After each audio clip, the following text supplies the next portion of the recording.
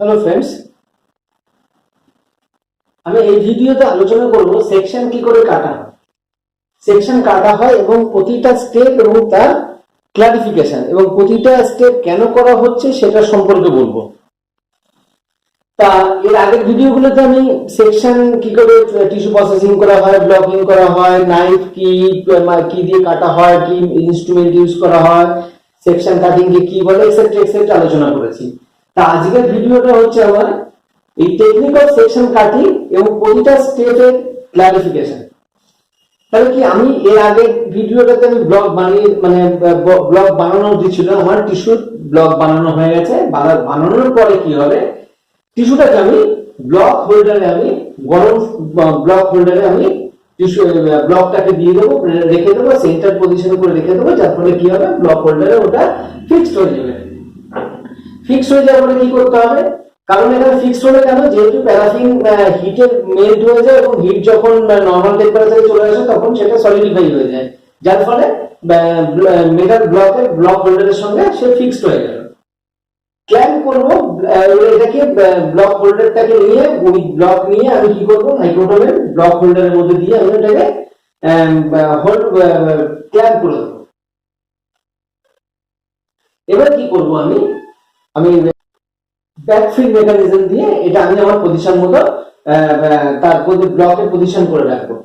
এবার আমি নাইফ হোল্ডারে কি করবো, নাইফ রেখে দেবো, নাইফ রাখবো, নাইফ একটা শার্প নাইফ রাখবো, যার অ্যাঙ্গেলটা হবে 5 to 8 ডিগ্রি 8 ডিগ্রি বিটুইন দিকে কাটিং এজ এন্ড ব্লকের যে সারফেসটা সেটার সঙ্গে, ব্লকের যে কাট সারফেস হবে সেইটার সঙ্গে আমার এই নাইফের কাটিং এজে বা বিভেলের ইয়ে হবে, আমার অ্যাঙ্গেল হবে 5 to 8 ডিগ্রি।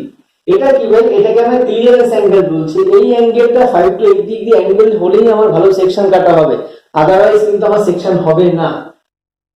এরপরে কি করবো, আমি নেক্সট স্টেপটা হচ্ছে আমি নাইফটাকে সেট করে দিলাম। সেট করে দেওয়ার পরে কি করতে হবে, আমি এবার block knife holder adjustment screw দিয়ে কি করবো, আমি ব্লকটাকে আমি নাইফের সঙ্গে টাচ করাবো। টাচ করানোর পরে কি টাচ করাবো, যাতে কি হবে, এরপর আমি টাচ করালে কি হবে, আমি এটাকে ট্রিমিং করতে পারবো। আর ব্লকের কাটিং কাট এরপর কি হবে, আমি দেখতে হবে যে ব্লকের নাইফের কাট সারফেসের সঙ্গে আমার ব্লকের কাটিং সারফেসে যেন প্যারালাল থাকে। এবার আমি ট্রিম করবো। ট্রিম কেন করবো, ট্রিম করবো কারণ হচ্ছে আমার সারপ্লাস প্যারাফিন, যাতে আমি টিস্যুটার প্রত্যেকটা জায়গা থেকে যেন একটা সেকশন, প্রত্যেকটা জায়গায় যেন একটা সেকশনের মধ্যে যেন প্রত্যেকটা হোল সেকশনের একটা পার্ট চলে আসে, সেই জন্য আমাকে ট্রিম করতে হবে। ট্রিম যদি না করি, আমার ব্লক করার সময় কি হয়েছে, টিস্যু উঁচু নিচু হয়ে আমার ব্লক করা হয়েছে, যার ফলে কোনো একটা পার্ট নাও আসতে পারে, সেই জন্য আমাকে ট্রিম করতে হবে। ট্রিম করে পুরো সেকশনটাকে আমি যেন নিতে পেতে পারি। এবার দেখো, cutting surface should be even and parallel হতে হবে। কাটিং সারফেসটা যে আমি ট্রিম করার পরে যে একদম আমার জন্য সব জায়গা থেকে সমানভাবে ট্রিম হয় সেটাকে দেখতে হবে। এবার আমি কি করব, আমি গেজ থিকনেস দিয়ে আমি 4 to 5 মাইক্রন গেজ থিকনেস করে দিলাম। এর আগে আমার ছিল, যখন আমি ট্রিম করেছি তখন আমার ছিল 10 থেকে 15 মাইক্রনের ছিল, সেটাকে আমি কমিয়ে এবার 4 to 5 মাইক্রনে আনবো।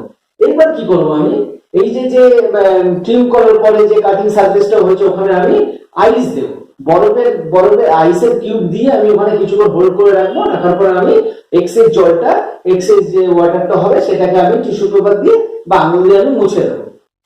আমি এই আইসটা কেন দেবো, আইসটা দেওয়ার একটা কারণ আছে। অনেকেই কিন্তু জানে না কেন আমি আইসটা দিচ্ছি। আইসটা দেওয়ার একটাই কারণ এই যে আমি এরপরে যখনই আমি ট্রিম করবো বা এরপরে যখন সেকশন কাটিং করবো, তখন কি হবে, নাইফের কাটিং সারফেস এবং ব্লকের যে কাটিং সারফেস এর মধ্যে একটা ফ্রিকশন হয়। ফ্রিকশন হলে হিট তৈরি হয়।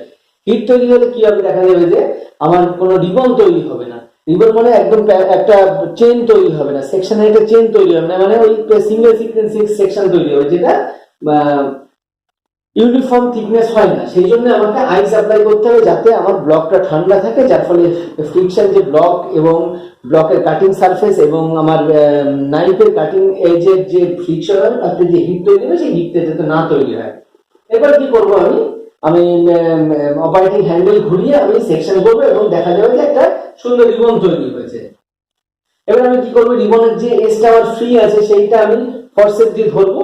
আর যে যে রিবনের যে সাইডটা আমার নাইফের সঙ্গে টাচ আছে সেটাকে আমি কি করব, নিডল বা ব্রাশ দিয়ে আমি ছাড়িয়ে নেবো। ছাড়িয়ে নেওয়ার পরে কি করবো, আমি ওটাকে ওয়াটার বাথে ফ্লোট করতে দেবো। ফ্লোট করতে দেওয়ার পরে ওয়াটার বাথের টেম্পারেচার আমার ওই মেল্টিং প্যারাফিনের যে মেল্টিং পয়েন্ট আছে তার থেকে কম হতে হবে, যার ফলে কি হালকা গরম হলে ওটা স্প্রেড করে গেল, যাতে যেখানে কোনো ফোল্ড টোল্ড থাকলে আমি ওটাকে যেন ঠিক করে নিতে পারি, ফোল্ডটাকে আনফোল্ড করে দিতে পারি।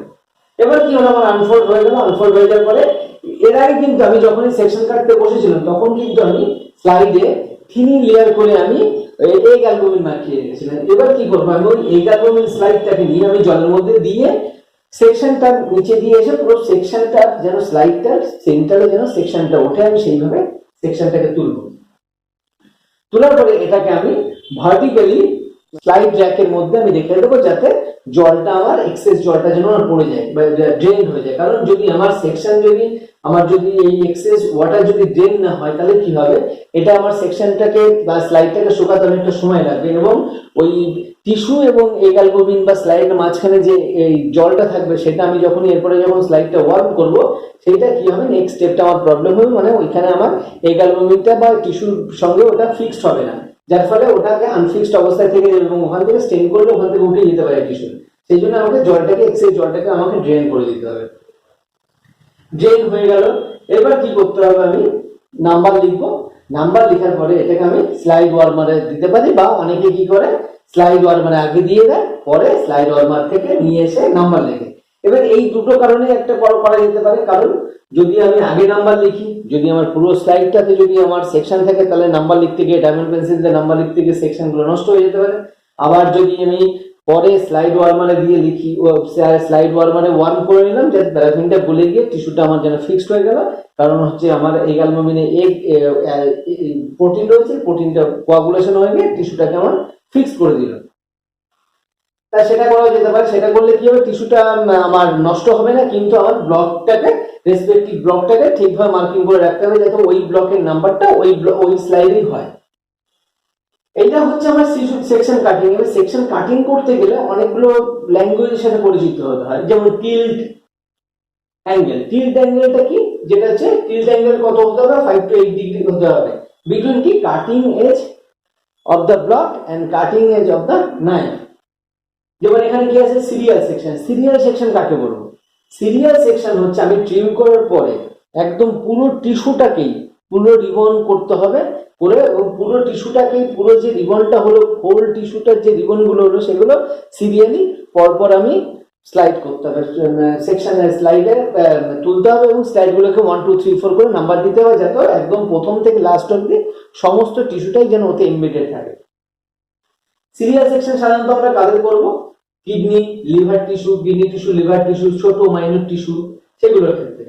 স্টেপ সেকশন কাদের করবো, যখন অল্টারনেটিভ বা এভরি থার্ড আর ফোর্থ সেকশন আমরা মাউন্টেড করবো বা এমবেডেড করবো স্লাইডের উপর, সেটাকে আমরা স্টেপ সেকশন বলবো। স্টেপ সেকশন এভরি থার্ড মানে আমি যে ট্রিম করার পরে যে আমার রিবনটা হলো, রিবনের first second third number, first সেকেন্ডকে ডিসপ্লে করবো থার্ড নম্বর অথবা ফোর্থ নম্বর, আবার 1 2 3 থার্ড বা ফোর্থ, আবার 1 2 3 বা 1 2 থার্ড এন্ড ফোর্থ, এই মধ্যে এইভাবে আমাদের এটাকে বলে স্টেপ সেকশন। এইটা মোটামুটি আমার সেকশন কাটিং। এবার প্র্যাকটিক্যালি যেরকম করবো, জাস্ট এইগুলো যদি আমরা ফলো করি তাহলে প্র্যাকটিক্যাল আমাদের সুন্দরভাবে আমরা দেখবো যে সেকশন কাটতে পারছি।